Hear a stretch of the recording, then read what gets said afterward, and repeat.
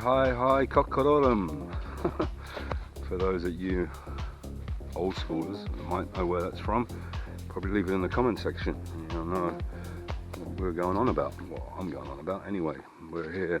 It's a place called Milford House. There's a video I've made of here before.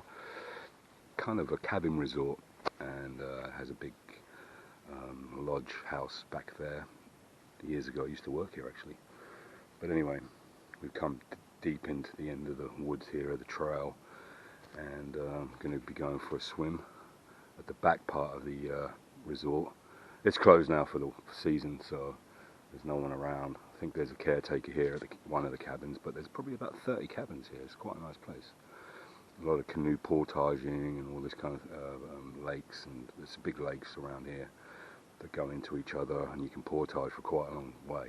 But we're going to come down here and I'm going to swim. You can see it there in the distance, that lake right there. Yeah, the air temp right now is about 3 degrees. Oh yes. So anyways, I've got a thin suit on, but I'm also wearing a waist jacket that's a kind of like a say vest, neoprene vest for the summer over the top of my 3mm full suit. Just to find my I've been using a thick suit the last few days. It's a bit too warm. It's quite tight as well, and there's less mobility.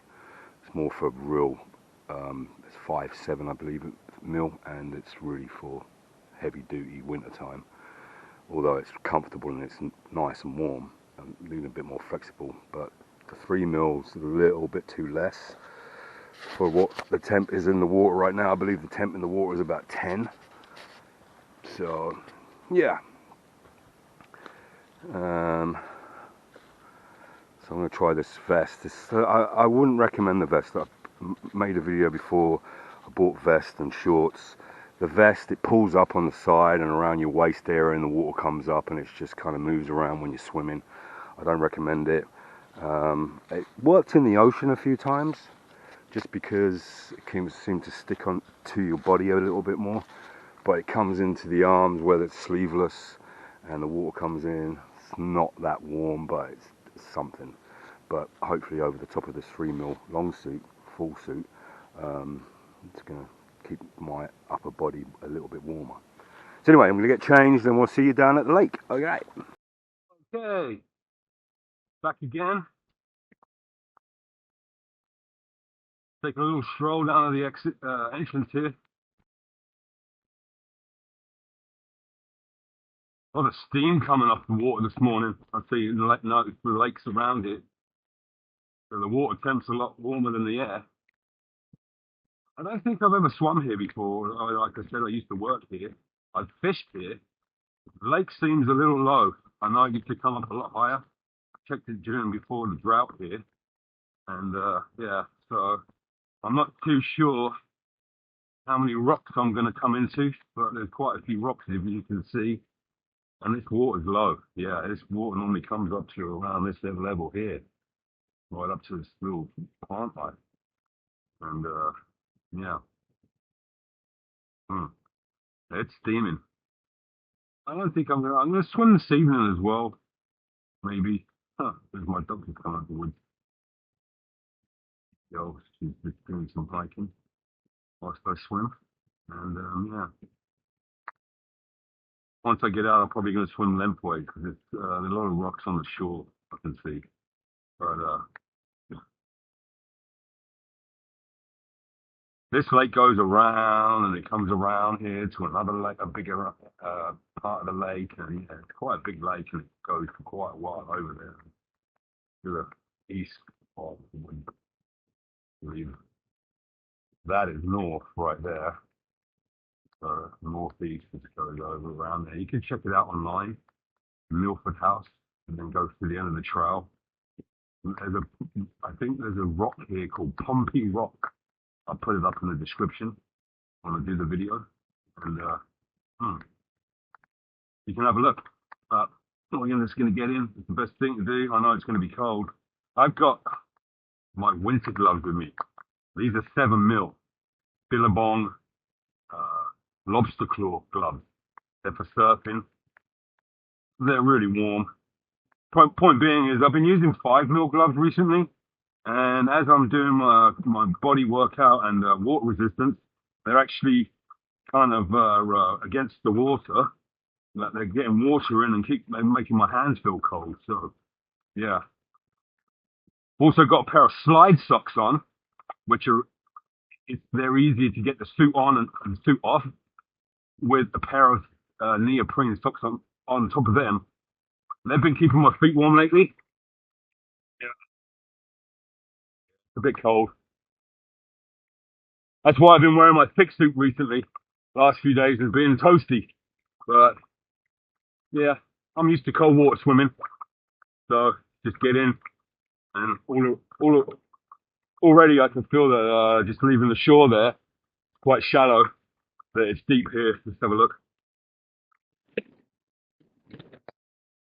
Yeah, I can't touch the bottom. But yeah, it's a stunning place. If you ever come to Nova Scotia and you need a weekend somewhere to stay, check out Milford House. They have a restaurant there.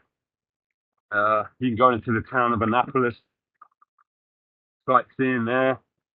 It's a historic place, as well as there's cafes and bars there, and hopefully show you a cabin along here. Or you can check that out online, milfordhouse.com, I think it is. You can see the cabins here. They're very old, but they're always well kept.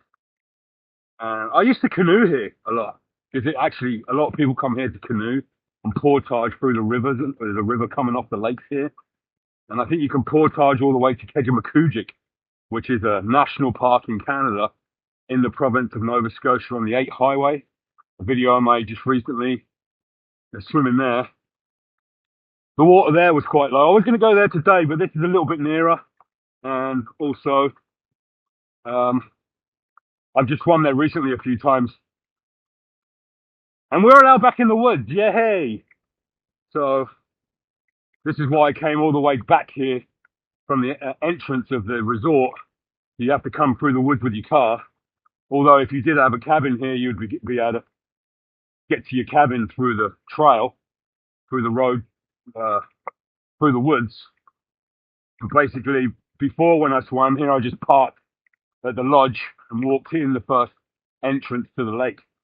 There's a couple of little entrances. There's a lake straight away, right near the lodge. You can swim. And also, there's a lake veers off on a little trail. It's not too far. But yeah, I guess this little vest is helping out some. Yeah, it's giving me a little bit of extra. My legs have been fine in this suit recently. It's just my upper body been a bit cold. My face and my head is fine. When you get wind, it's not windy today. When you get wind and you're around 3 degrees and it gets to like -1, you're gonna feel it on your face and stuff. But yeah, and unless you're swimming around front crawl and your face is in the water quite a bit, it's you know, I'd say the water temp's about 10 degrees right now. So yeah, your face is gonna get cold for a while swimming front crawl. Well, it's not that bad, you know. Right now I'm just taking it easy with a bit of breaststroke. And these really big, thick lobster gloves trying to get a bit of resistance.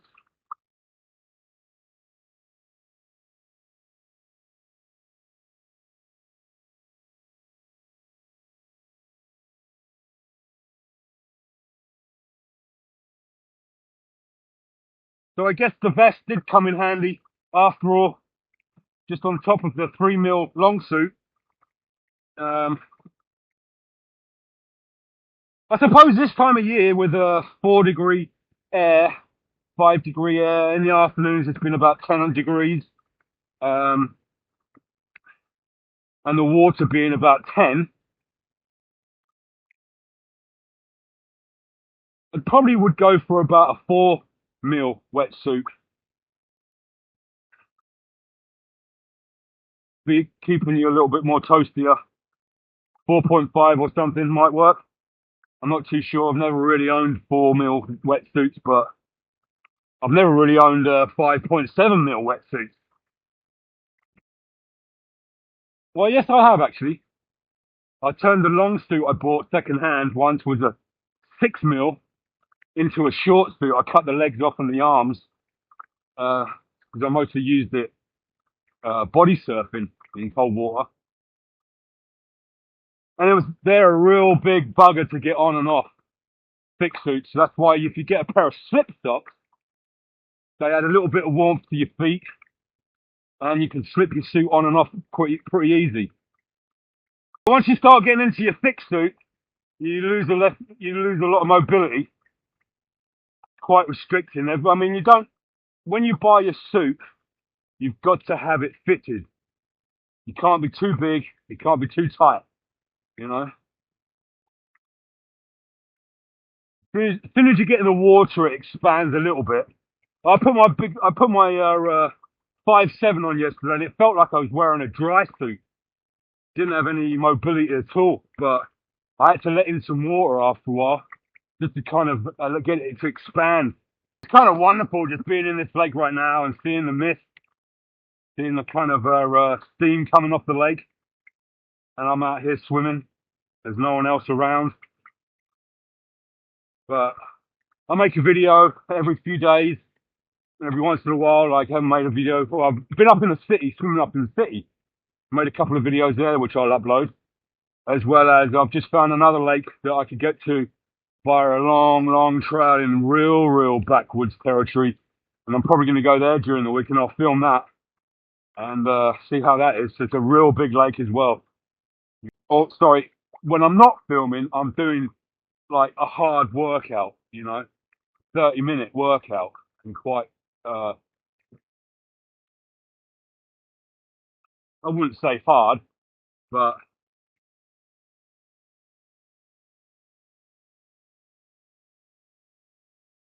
quite an energetic workout.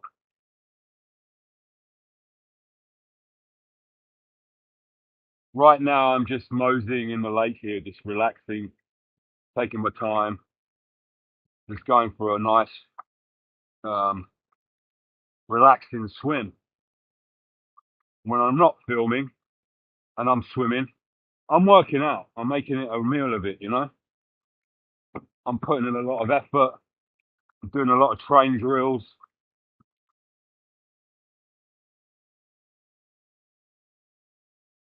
The one great thing about swimming as well is if you are cold, like it is a little cold, I would admit, is when you're going to get out, you're going to get nice and warm again, right? So that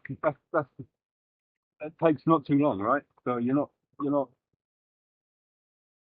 cold the whole day. It's like having this conversation the other day about rain, and you're as good as what you're wearing, right? I mean, if it rains for weeks, what are you going to do? Just stay inside? No. Put your rain jacket on and go out for a hike. You'll get wet, you get home, you get warm, and you get dry. It's simple. A lot of people don't work out outdoors because of the weather. Well, you can't do anything about the weather, right? You just got to learn to get on with it, Play football or winter sports outside. I prefer to do things outdoors and in the gym, which I have been in the gym and done worked out in the gym all my life, on and off. But plus swimming and hiking, running, cross-country skiing, a good activity that doesn't cost a lot. You can find good trails. A lot of people not too far from here go cross-country skiing in a place called Mickey Hill. There's some cross-country ski trails there.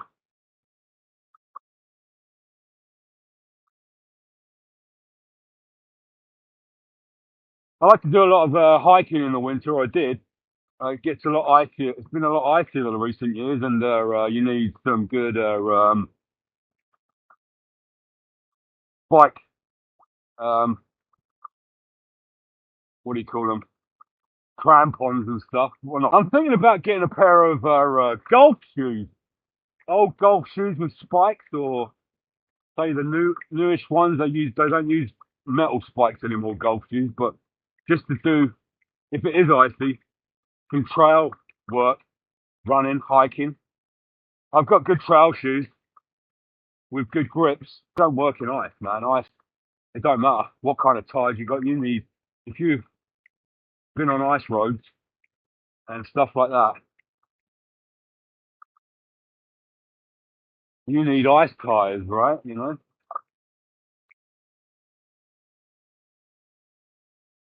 studded tires. That's the only thing that works in ice. I don't care what kind of truck you're driving. You know, maybe if you've got a tank, you'll be all right.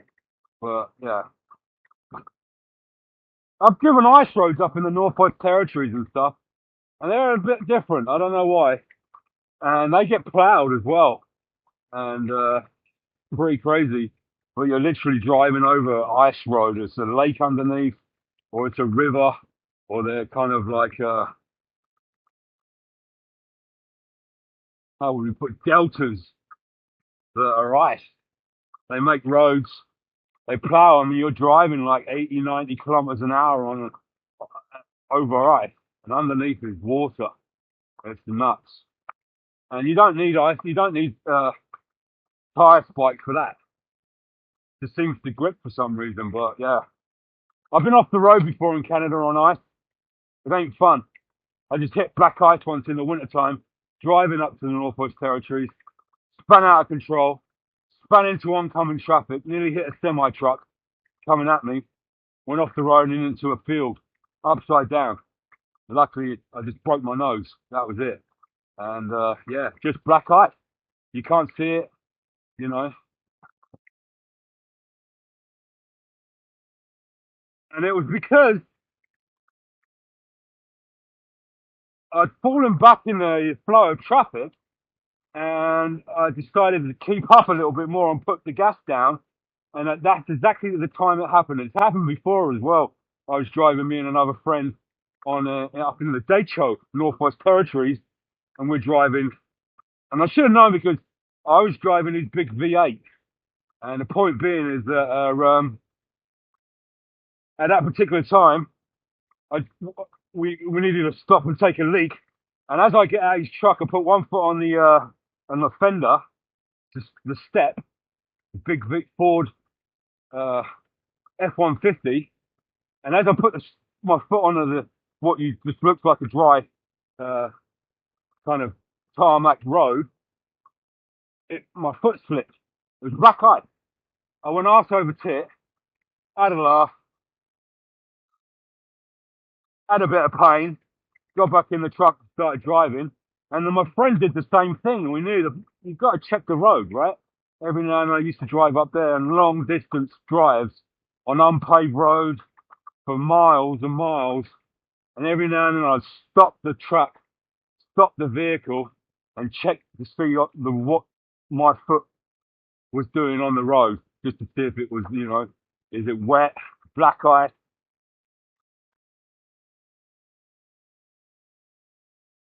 You just can't tell when you're in the car driving what you're actually driving on. Sometimes it's just best to get out and check the conditions. I mean, it's not going to be all that far until it might change or something, but at least it gives you a bit more confidence. I once did a job for someone up there I know, doing a medical taxi ride, and I had a really good vehicle with really good tires, and I was meant to make the mark from where I left to where I was going. He said, "You'll make that in about 3 hours." Well, past 3 hours, and I'm still driving, and I'm shitting my pants, right? You know, it's bad roads, snowy roads, and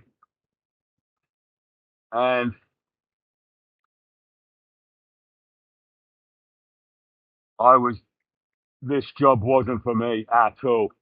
I'm just had PTSD. I'm driving. I have to pick up these people in a small community that need driving back to where I live, and they get on a plane and do some medical travel. And these are elders, and I was thinking, I don't want to be responsible for other people when I'm driving. There's no way. And I'm driving this section in the date show. If you look that up, from Fort Simpson, Lequia, to Nahani Butte, and the guy I know said you should make that in 2.5, 3 hours. Well, I'm already over 3 hours just from driving safe, and I'm just petrified, thinking this ain't for me. The roads were bad. The road had been it snowed overnight out, and then I'm already 2 hours in, and there's more thick snow, and I'm like, my God, I got to go pick these people up and drive them back. And to be honest, when I picked up the clients, I actually felt more safer with them than I did when I was by myself, even though I'm responsible for their life, right? When I got into a phone signal area, I picked up the phone and called him and said, "Yeah, look, this ain't for me, man. I don't know what I'm gonna do, but I can't be responsible for these clients. There's no way, right? My life is in their hands, right? Sorry, their life is in my hands." And he said, "Just make it back, we'll figure that out." He's like, but he really wanted me to do the job, and I said, "I can't do it, mate. There's no way." Right, I did a few more little trips inside the town area, inside the village, sorry, to the airport and stuff. And that was it. I said, "I can't do it. There's no way. It's just not for me." Yeah, doing this kind of job. And that's winter time, and the summers can just be just as bad where you hydroplane in gravel up there. But yeah, I took a job thinking I'm actually quite a good driver. Been a safe driver all my life, and I've actually drove professionally in the US at one point in time, driving cars around and for rental car companies, dropping off cars, picking them up in and around Los Angeles. And yeah, I took this job as a taxi cab driver, medical travel, and I lasted 2 days. I just said, "No way, I can't do this." Oh, well, that's a good swim. I enjoyed that. Yeah, just coming to get out here. But there we go. Hope you enjoyed that. We'll be back again soon and film this one real deep in the woods lake that I found online. Gonna do that, and then if you want to really support me, just give me a like, a thumbs up. That would be great. A share. And if you haven't subscribed already, please do. I'll be really appreciative. And also, if you want to see some other crazy vids, you can check out my shorts. There's a lot of videos on there from living up in the Northwest Territories and stuff like that. So yeah, happy days. Go for a swim. Hi cockalorum. Let me know what that means if you ever seen that. And leave it in the comment. I appreciate it. But yeah, like, subscribe, and share. Thanks so much.